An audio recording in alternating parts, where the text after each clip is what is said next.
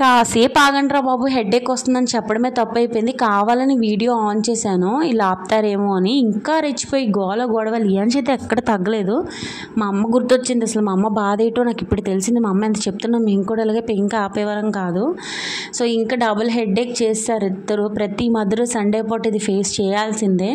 ఏదేమైనా స్వచ్ఛమైన మనసుల వాళ్ళకి ఏం తెలియదు. ఈ టైంలోనే ప్రశాంతంగా ఆడుకోవాలి. పెద్ద అయితే ఆడుకోవాలన్నా అవ్వదు. ఆ టెన్షన్సే వేరు. స్కూల్ నుంచి రాగానే ప్రతిరోజు వినాయకుడి పండుగ అయిపోయి అన్ని బొమ్మల నిమజ్జనం అయిపోయినా కూడా ఇలా ఆడుతూనే ఉంటున్నాడు. ఇంకా మర్చిపోలేదు. చిన్నప్పుడు మేము కూడా ఇంత ప్రశాంతంగా ఆడుకునే వాళ్ళం. పెద్ద అయితే అవ్వదు. అండ్ అలాగే అలా ఆడుకుంటుంటే ఇంకొక సైడ్ నేను చికెన్ పకోడీ అయితే చేశాను వాళ్ళకి. అలాగే మేము ఎవ్రీ టైమ్ చికెన్ వండుతున్న ప్రతిసారి ఎగ్స్ వేసి చికెన్ కర్రీ వండుకుంటాము. ఎప్పుడో రైర్ నార్మల్ చికెన్ వండడం ఉట్టిగా. అలాగే ప్రతిరోజు అన్నం కదా అనేసి చెప్పేసి చపాతీ చేసుకుంటున్నాం. ఇది మధ్యాహ్నం వండిన కర్రీ. సో ఇలా అడ్జస్ట్ అయిపోయాము. Please like, share, subscribe.